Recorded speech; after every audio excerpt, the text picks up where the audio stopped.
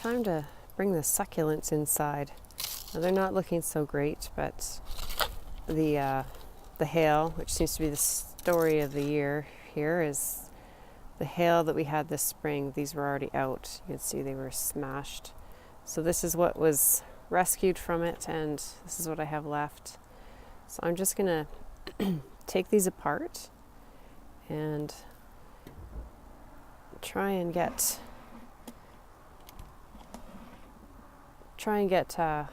as much dirt and that off of them as I can. I don't want to be bringing any bugs in the house. So I'm gonna give these a dump over in my soil bucket, and I'll work on them on the table.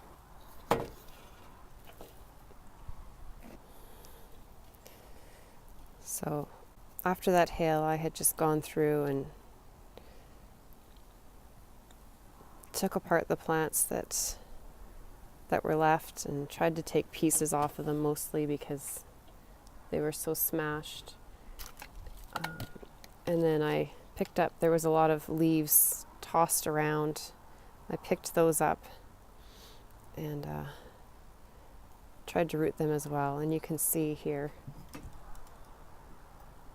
this was just a leaf. So the leaf looks terrible, but lots of babies coming off of it. So I'll bring them in the house, put them under lights for the winter, and hopefully I'll have some good plants coming out of them once spring arrives. It's been getting pretty cold at night. I've actually been neglecting these, so hopefully they don't shock too bad going in the house, but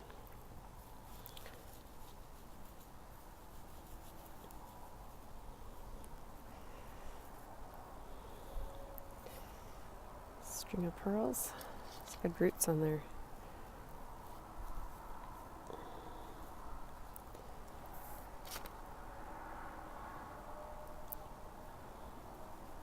So you can see I let the soil get really dry. I mean, I honestly rarely water these to begin with. They mostly just sit out here in their pots, and they get morning sun here, and then they're in the shade in the afternoon, and I maybe come out and pop a bit of water in them probably once a month. I'd put a little water in here. When I do water them, I water them fairly well, and then the water runs through the pot, and I dump the catch pot out, and then they sit again for another month. Some really pretty plants here, so hopefully I didn't leave them out here too long. And you can see this one here. This one here has some babies coming off of it too, so these fuzzy leaves collect the dirt, but I'll get them. I have a little brush, I'll clean them off. This one has babies on it too. So I actually use a little, I didn't bring it out here with me, but I use like a little soft brush like you would have for a baby. A little tiny baby's hairbrush, and you can brush a lot of the dirt off that way. So there's the next pot. Some of these, I just took cuttings off the main plant, or just pulled the plant out and just potted these ones kind of together. They're beat up, but I thought maybe they'll send off some new growth from the bottom, or like this one was just a tiny little stick, and you can see it has some new growth starting there. So just see what comes out of them. Like this here, you can see this one. If you look, it was just the stem left after the hail, and you can see it's grown out a nice rosette on it. So we'll use that, and I can eventually just cut that rosette off and start it again.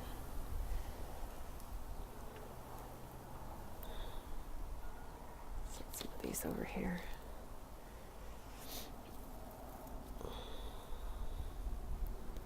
Same with these, you can see they were mostly just a stick, but they've started to grow lots of new growth at the back there. And this one as well has lots of new growth coming on it.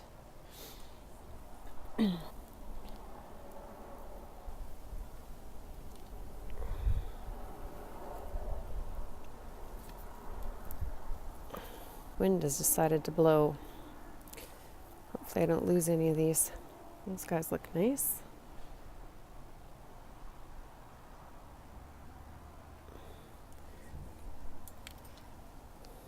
Again, here's another example of one that was just the stem after that hail hit it, and I've got a couple of nice rosettes coming off of it. So this pot was a lot of rosettes that were looking not too bad. They had been a little bit more protected, so I plunked them in a pot together, and they've grown pretty nicely. You can see there is some hail damage, but they weren't nearly as bad as some of the others. This was a stem, but it's come along nicely too. You can see where it was damaged, and then the new growth.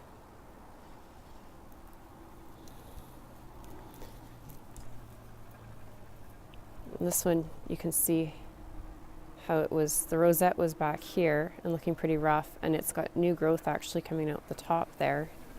That looks very nice. So when I get to planting these up, I'll probably trim that off and maybe just use these for starting new cuttings, but a nice little compact rosette coming there. So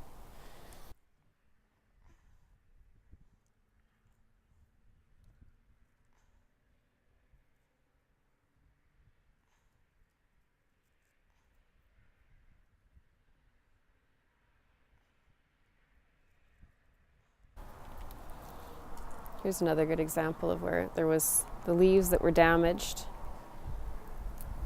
and weren't looking so good, but I stuck it in the soil there, and look at all these nice new rosettes that are coming off of it.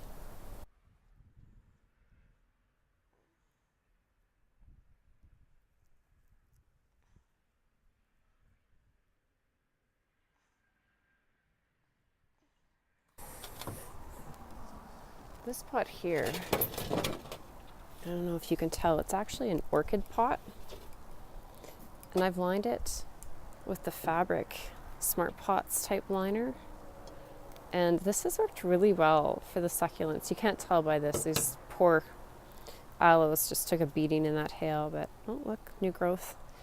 But I have found this to be one of the best ways to grow the succulents inside and out.